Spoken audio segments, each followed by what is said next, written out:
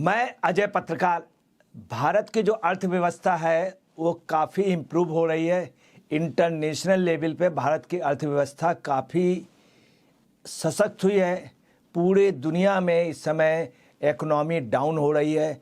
और आपको एक ताज्जुब की बात बता दें, वर्ल्ड में जिनकी सबसे ज़्यादा भविष्यवाणियाँ या जिनके फोरकास्ट सबसे ज़्यादा सफल हुए हैं वो हैं नूरिन के।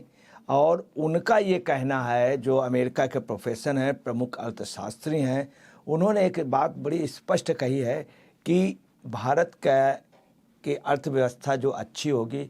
नूरिन रूबिनी उन अर्थशास्त्रियों में हैं जिन्होंने 2008 में भविष्यवाणी की थी और कहा था कि पूरे दुनिया की अर्थव्यवस्था बहुत बुरी तरीके डैमेज होगी और कई संस्थान बंद होंगे, कई लोगों को बेरोजगारी होगी, कई लोगों की नौकरियां जाएंगी, कई बैंक बंद होंगे। और यही हुआ कि अमेरिका वगैरह तमाम जगह कई बैंक बंद हुए, कई जगह लोगों ने 2008 में आत्महत्याएं की, कई इंडस्ट्रियां बंद हो गई। तो नूरिन रूबिनी की जितनी भविष्यवाणी हैं वो इतने बड़े अर्थशास्त्री हैं कि उनकी, मगर उन्होंने एकाएक ये कह दिया सिर्फ एक कंट्री के लिए, जो बहुत सोचने के लिए है, कि भारत की अर्थव्यवस्था बहुत ज़्यादा मजबूत हो रही है। दूसरा उन्होंने क्या कहा है, जिसकी पार्लियामेंट में चर्चा होनी चाहिए थी, इस चीज़ की चर्चा नहीं हो रही है। उन्होंने ये कहा है कि भारत की अर्थव्यवस्था पे रुपया जो है बहुत स्ट्रांग होगा, डॉलर को डैमेज करेगा और डॉलर डाउन होगा और रुपया डॉलर से भी आगे निकल जाएगा। ताज्जुब की बात है, हम भारतीयों को ये बात मालूम नहीं। आज कोई भारतीय इस चीज़ को मानने को तैयार नहीं, क्योंकि भारत में ना ये पढ़ाया गया, ना बताया गया, न ही विधानसभा में चर्चा हुई, न ही लोकसभा में चर्चा हुई। ये चीज़ मालूम होना चाहिए। अब है क्या, उन्होंने इसके अलावा भी कहा है कि वो समय आने वाला है कि जैसे लोग डॉलर को स्टोर करते थे, सेव करते थे, ऐसे इंटरनेशनल लेवल पे कई कंट्रियां रुपया को सेव करेंगी। मतलब वो रुपया जिसकी कोई वैल्यू नहीं थी, जो डॉलर से पिटता था हमेशा, उस रुपए की ये बहुत अच्छी पोजीशन में आने की भविष्यवाणी कर रहे हैं। उन्होंने यह भी कहा है कि भारतीय रुपया जो है वो कई कंट्रियों के उसमें बेस बन जाएगा और बेस बन करके उनका एक आइडिया है कि कई लगभग आधे से ज़्यादा देश इसको मान्यता दे देंगे और जो हथियार के रूप में डॉलर का प्रयोग होता था वो प्रयोग कम हो जाएगा। उन्होंने ये भी कहा है कि 25% डॉलर का यूज़ कम हो गया है। बहुत तेज़ी से इनकी जो मनी है, रुपया जो है, वो आगे बढ़ रहा है। एशिया के कुछ कंट्रियां, साउथ एशिया की, साउथ अफ्रीका की कई कंट्रियों की ओर उन्होंने इशारा किया है कि जहां पे इकोनॉमी का बेस रुपया हो जाएगा, और साउथ अमेरिका की कई कंट्रियों का। अब आपको हकीकत बता दें क्या, हकीकत ये है कि जब रशिया का युद्ध चल रहा था तो कई देशों ने उन पर प्रतिबंध लगा दिया था, सामान वगैरह। उस समय भारत ने पुरानी दोस्ती का ध्यान रखते हुए रशिया को रुपए के अगेंस्ट में दिया है, रुपए के अगेंस्ट में सामान दिया, आयात निर्यात किया। अब है क्या कि अभी तक क्या था, मान लीजिए कोई भी कंट्री है, उस कंट्री से अगर भारत को व्यापार करना होता था तो वो भारत रुपया देता था, रुपए से डॉलर लेता था, और डॉलर से फिर जो कन्वर्जन होता था उसमें पैसा कटता था। उसके बाद डॉलर जो है वो उस कंट्री को दिया जाता था, फिर उस कंट्री का जो रुपया होता था उसमें कन्वर्जन होता था, और ये दो जगह डबल टाइम पे कटौती पड़ती थी, जिससे सामान बहुत ज़्यादा महंगा मिलता था और हमारा एक्सपोर्ट इंपोर्ट प्रभावित हो रहा था। अब क्या है, 1 अप्रैल को एक्सपोर्ट इंपोर्ट पॉलिसी आती है। बजट पहले 28 फरवरी या 29 फरवरी को आता था। जब से बीजेपी की सरकार आई है तो बजट थोड़ा पहले आने लगा। एक्सपोर्ट इंपोर्ट पॉलिसी 1 अप्रैल को आ रही। 1 अप्रैल को तक भारत को निश्चित तौर पे बहुत ही बड़ी खुशखबरियां मिलने जा रही हैं। हम इस न्यूज़ को इस चैनल के माध्यम से पहले दे रहे हैं, जो 1 तारीख से 1 अप्रैल के बाद में आएगी खबर। दूसरी आपको बात बता रहे हैं कि उनका एक चीज़ और है कि भारतीय जो वो लगभग 7% के लगभग के आसपास पहुंच जाता है। इसी के आसपास रहने की उम्मीद है। भारत की चूँकि पर कैपिटा इनकम कम है, इसलिए बहुत ज़्यादा नहीं पहुंच सकती है। मगर याद रखिएगा, ये फॉरेन के कई उन्होंने भी कहा है, और ऐसा है कि भारत की जीडीपी एक बार भी अगर थोड़ा सा ऊपर बढ़ी तो बहुत मुश्किल है जो नीचे पोजीशन पे आएगी वो अपने उस क्रेडिट को बनाए रखेगी। ताजुब की बात है, पूरे वर्ल्ड में अमेरिका की इकोनॉमी बुरी तरीके डाउन हो रही है। अभी सिलिकॉन बैंक जो है वहाँ का अभी एक दिन पहले बहुत बुरी स्थिति हो गई, बिल्कुल डाउन हो गया, बंद हो गया।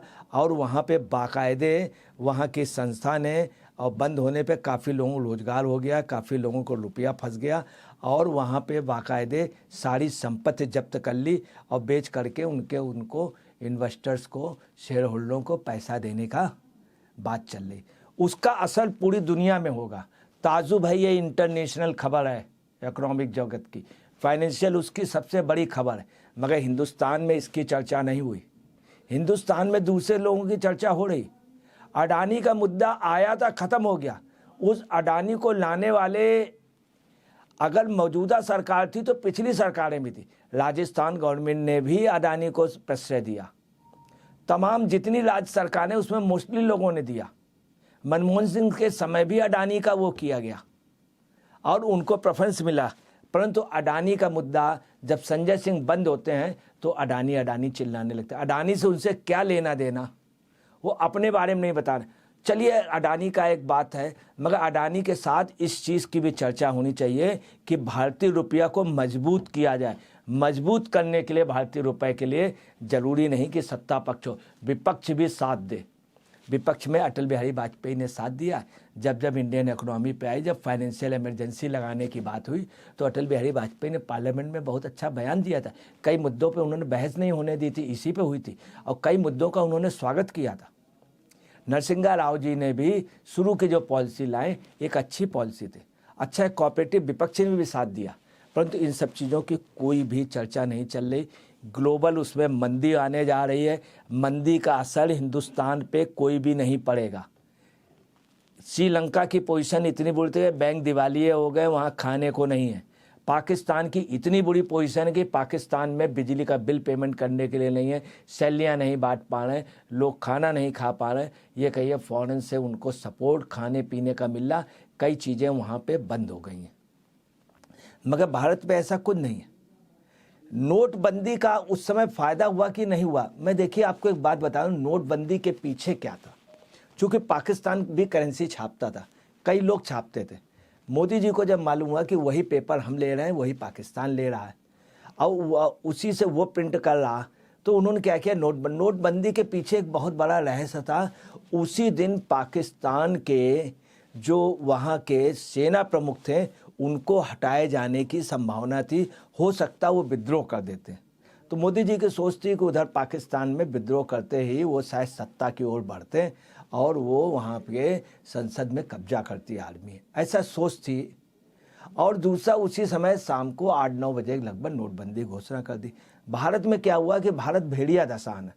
यहाँ क्या हुआ, धड़ाधड़ लोग भागने लगे बैंकों की ओर से, और जो ही उन्होंने सुना, आधे घंटे में पूरे देश से लोग बैंकों में लाइन लगाए थे रुपए जमा करने की। ये जो भागने की प्रवृत्ति हुई भेड़िया दशान के तरीके, उससे एक र्यूमर उड़ी और उससे लोगों को तकलीफ भी हुई, आम लोगों। मगर देश की इकोनॉमी के लिए रुपए का बदलना, जो डुप्लीकेट था रुपया था, वो सब बाहर हो गया। लोगों ने जला दिया जिनके पास नकली नोट था, और उसका एक रिजल्ट रहा कि अब भारत के रुपए की वैल्यू बढ़ गई है।